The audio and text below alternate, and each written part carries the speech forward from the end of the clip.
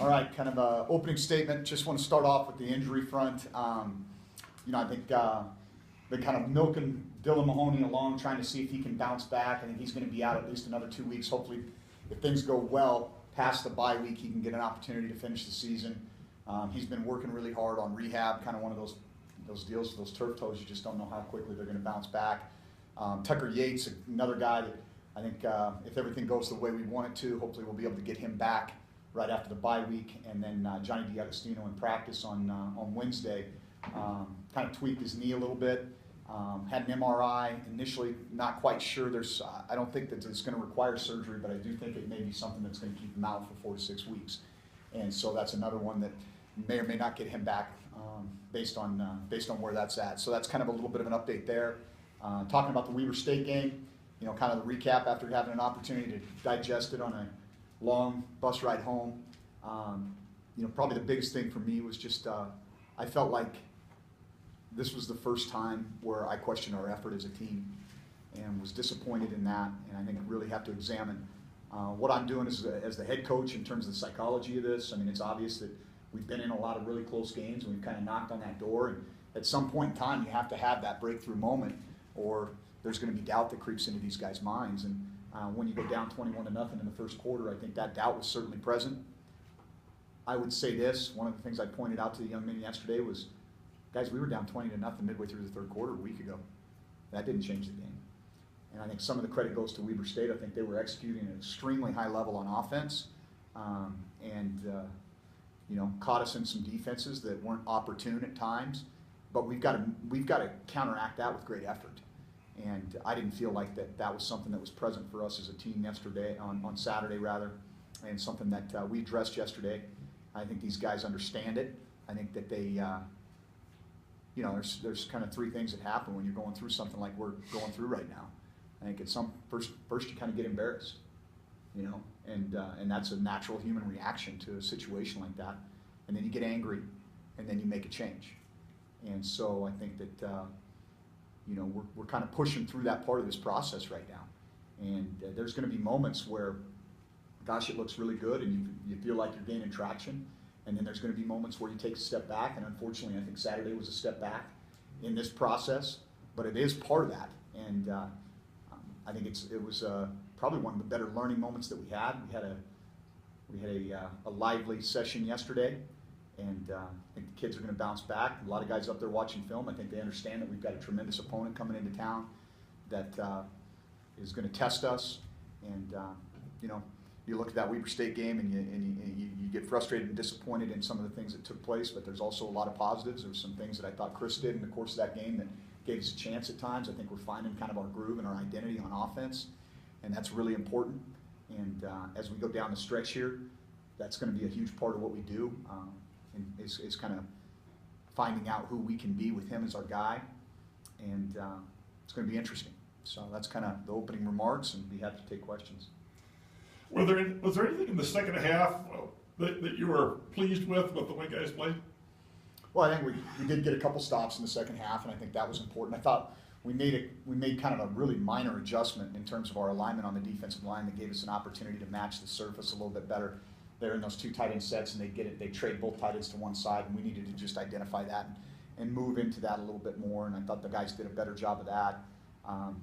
Offensively, there's some moments where you're just going, man, we got a chance to be pretty good here, especially because the element that Chris adds with his ability to escape the pocket. Things break down, he can take off. He's faster than any defensive lineman in this league, and when he gets on the edge, he can create some problems for people. And I did like seeing him push the ball down the field vertically. I thought it was nice to see Keon step up and make a play, and I think that's going to give him some confidence, and we can build on that. And at the end of the game, when Cam goes up and makes a play, I think he's another guy that we've just kind of been trying to work into some of these roles, and their practice habits have improved to the point now where you have some confidence in them as coaches, and I thought those guys did some decent things in the second half, and I thought our offensive line did a good job of kind of working the interior there. We still have some issues in terms of the pass rush, and so we've got to be smart about getting the ball out of our hand and moving the pocket at times, but there's certainly some positives. Nice to see Kevin Cassis go compete and make a play on the punt return, and that was kind of the point at the end there. In terms of taking that time out, was we're not going to quit. Let's go see if we can put one more in. and it was an opportunity for us to practice the situation, and so that there were some positive things in the second half there. You mentioned those young guys, the receivers. Is it just a matter of practice habits for those guys? I mean, how have they been able to kind of break into rotation these last? Well, both those young men redshirted a year ago, and so really didn't have, weren't used to game week preparation. It was kind of read a card and go make plays. And heck, if we could bring cards into the huddle, we'd probably be a lot better off. But that's kind of what their mode was, and so really understanding how to prepare to know what's going on. And I think one of the things that's helped those guys, quite honestly, is as Chris has kind of emerged, we've had to shrink some of our drop back passing concepts, and I think that's actually benefited us overall as a team because it's simplified some things. And those guys are in a position right now as young players where simple is better for them. And they do have some natural skills. I think both those guys have bright futures here, and we just I think have been able to streamline some things for them. And to their credit, they're taking some more responsibility and accountability in terms of how they're preparing. Jeff, what makes Eastern Washington so good? Well, I think it's a combination of things. I don't think it's any one thing in particular. It's kind of everything in general. You can tell there's a really strong culture of winning there. They play with a great deal of detail. You watch their hand placement on things. You watch how these guys compete, regardless of the game situation. I think Coach Baldwin and his staff have been there for a long time together. There's a great deal of continuity there. I think there's a tremendous commitment to the football program from the university and the administration. And you see that over the investments that they've made in keeping their coaches there, in enhancing their facilities, in the contracts that they have with Adidas and things like that. I think that's a big piece of it. That drives the program pretty significantly. I think that they have really good players. And I think one of the things that helps Eastern is they're in a really good situation in terms of recruiting. You look at most of their rosters from the west side of the state of Washington, and there's really nobody competing with them for that level of players. The Mountain West doesn't recruit really strongly in the I-5 corridor. And so it's kind of Pac-12 or Big Sky, and Eastern's a really good option. And they do a nice job of really targeting that area. I know I'm familiar with a lot of guys on the roster because I was a Western Washington recruiter at the University of Washington, and so I knew about a lot of these guys, and they were guys that were maybe just a step below what we were looking for at the Pac-12 level, but they've done a good job of developing. And you look at a guy like Cooper Kupp, obviously. I mean, his dad played at Washington, and I think his grandfather's on the All-American wall there, and that's a guy that was missed. He was a walk-on at Eastern Washington. He's from A.C. Davis High School in Yakima, Washington, and he might be the best receiver I've seen on film in 5 years. And I'm not talking about just catching the ball. You watch this guy when he's away from the ball. His route running, the way he blocks, he's a pro right now. And so I think those are, that drives a lot of the things. You think Cooper Kupp's good, look at some of the guys around him. Well, one of the reasons those guys are all so good collectively is I'm sure they push each other. I'm sure there's a great deal of competition within that receiving core. And I think those things all together create a tremendous program. And that's why I really believe that, I'm watching them go toe for toe, blow for blow with North Dakota State on tape, and I'm not sure if that game's played in Cheney. That's not a game that they don't win. And so they're very close to being a 6-0 team who's already beat one of the best teams in the Pac-12 North, and offensively might be as good a team as I've seen, just in terms of how they execute and operate. You've got a quarterback who's completing over 70% of his passes. You've got 3 receivers that are right around 100 yards per game. Cooper Kupp, 6'2", 215. Now this guy is strong. They throw a post against UC Davis. The guy's got him covered. He goes up one-handed catch and then just throws the guy off of him and goes for another 60 yards for a touchdown. He is strong. The guys at Washington State had a very difficult time getting him on the ground. He's got 712 receiving yards and 7 touchdowns. You got Shaq Hill, 522 yards and 8 touchdowns. And then you got the Bauman kid, 44 receptions, 612 yards, 3 touchdowns. You got 3 guys that are averaging right around 100 yards receiving a game. You add into that, the quarterback, I think, is a game changer for them on offense, because instead of just being an air raid style where you're getting into, it's all get the ball out of your hands quick, get the ball to the athletes on the perimeter, this guy is a legitimate quarterback run threat. They run a lot of design quarterback runs, which adds another element to it. So instead of just having to leverage him in pass rush, now you got to worry about him as a runner. So you pick your poison. You're going to max drop to try to take care of all these great receivers they have and open up run lanes underneath, or Or are you going to try to pressure him and let him get one-on-one coverage on guys like those three receivers we just talked about? You talked about being competitive not being the reason why you're here. Will being competitive this weekend be a step in the right direction for this program where it's at right now? It's kind of a loaded question, John. I think it's, I think it's a measuring stick for us for how far we've got to go. I mean, it's a senior-laden team. You have 3 All-American receivers. You have a quarterback, although he's a sophomore, he's a redshirt sophomore. He's been in the system for 3 years. Defensively, which is maybe the biggest improvement that I see on Eastern's team, they're a senior-laden veteran outfit. And so I think that they've taken a next step, even though they're giving up points and yards. Heck, they're going to have to play a lot of snaps with the style they play on offense. That's just the nature of what they do. Bo made that decision a long time ago. You don't want to be a defensive coordinator for Bo because your numbers are not going to be very good. But you're going to win a lot of games because you're going to have, you're going to have an offense that can score. And so they need that five stops a game. If they get 5 stops a game, they're in pretty good shape. And I think that they've really improved, especially in their front 7 defensively. And so for us, we've got to improve. We've got to improve, in terms of our practice habits, in terms of our focus, in terms of the level of intensity that we have to compete at to give ourselves a chance. I think the best example that I'll give you is we had a fourth down stop against UND. Okay, Josh Hill's helmet goes popping off. The sheer joy, the emotion, the passion in that moment right there, compared that to the 4th down stop we had in the 3rd quarter against Weber State. That's how we have to play. We have to play out of our minds in terms of the level of effort, focus, and intensity to have a chance to compete. Because we've got some deficiencies, and that's the reality of it. That doesn't mean that we can't win games, and we've got to find a way to put our kids in a better opportunity than we did this last Saturday.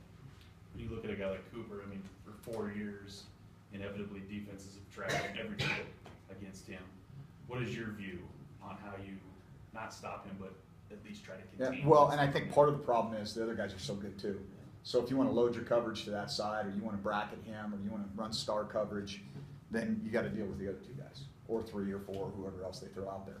Or if you want to, like I said, be in a max drop mode, Northern Colorado kind of did that, played basically on umbrella coverage, and they just ran the ball. And so, I don't know. I mean, he's done it to everybody. He did it to us 3 years ago at Washington. I mean, he went off on us, and I'm going, who is this guy? And now I know. So, I mean, I don't know what the numbers were he had against Washington State. You got a Coug in the house. How many did you throw or catch for in that game? Like 286 yards of total offense or something? Yeah. Yeah, and then they ran sweeps with him, and he threw the ball once. I mean, it was like 11 on 1, and so I mean, he's a tremendous player, and I think the coolest thing about him is this is a guy who has a total chip on his shoulder. Nobody recruited him, not even Eastern gave him a scholarship until he went and earned it, and now he's being discussed as maybe one of the highest round draft picks in recent years out of the FCS, and I think deservedly so. I mean, like I said, it's not just him catching the ball. And then he pulls away from guys. You watch him play against Oregon State, Washington State. Over the years, the Pac-12 opponents that he's played against, the speed is not a factor. I mean, he's fast enough, and he's strong. He runs great routes, and he's a tremendous blocker. I mean, there's some little detail things that you notice on film that you're like, that is impressive. And so, really think a lot of him. But I think it's, I don't think that there's a lot of drop-off between him and those other guys. I think there's great competition in that room. I think one thing that's really helped them this year, they have a new offensive coordinator. I don't know if Bo's still calling the plays or if Troy Taylor's calling the plays, but Troy was Jake Browning's high school football coach at Folsom High School. And I've known Troy for a long time. He kind of actually didn't get into coaching for a while. He was a color guy for Cal Radio for a long time, and taught at Folsom High School, and then was kind of the quarterback guru in Sacramento. And I recruited that area. And so I got to know Troy, and Troy's a really smart guy.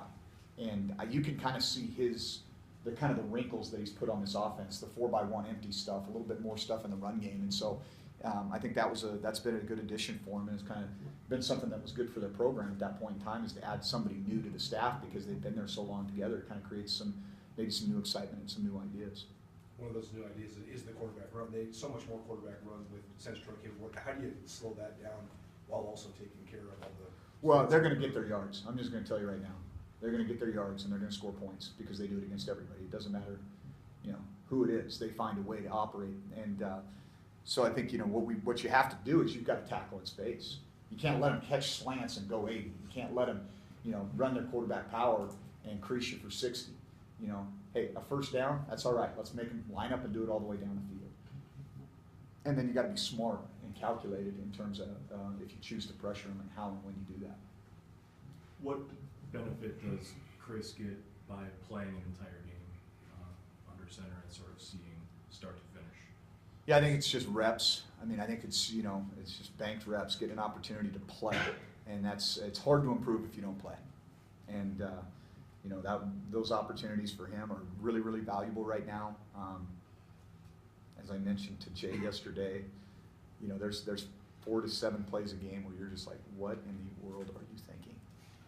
I'm 46 years old and played linebacker, and I can tell that's where I'm supposed to go with the ball.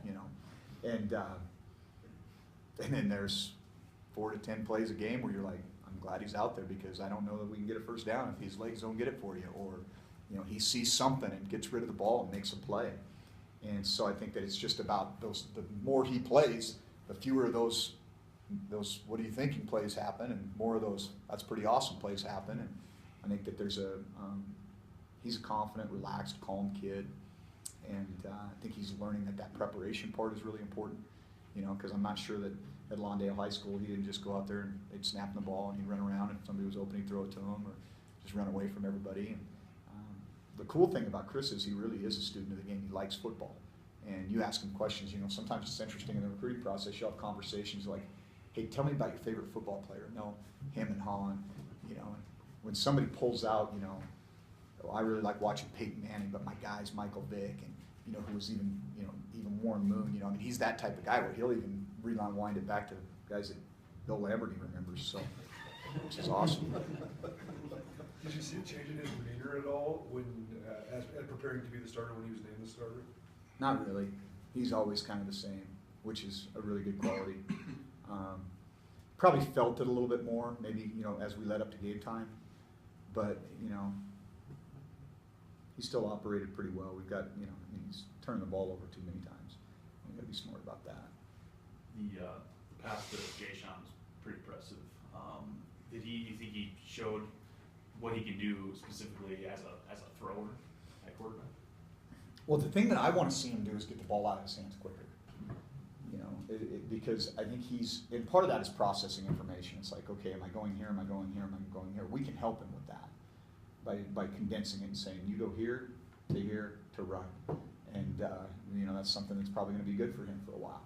But I think that, he's made some throws all the way back in fall camp. I remember when I was like, this guy's not bad. We had pretty simple, quick game concept, certain set of routes to this side, certain set of routes to this side. He goes 1, 2, no, comes all the way back and puts a slant on Kevin Cassis. And I was like, that's not bad. Now that the game's, that he's not going, it's not rookies on rookies, it's varsity football, so to speak, it's got to happen that much quicker. And I think every opportunity he gets, those reps allow him to process that information faster and make decisions faster. You mentioned the style Eastern plays defensively. How do you think you match up with what they're doing, especially since they try to take the ball away like they do? Yeah. Well,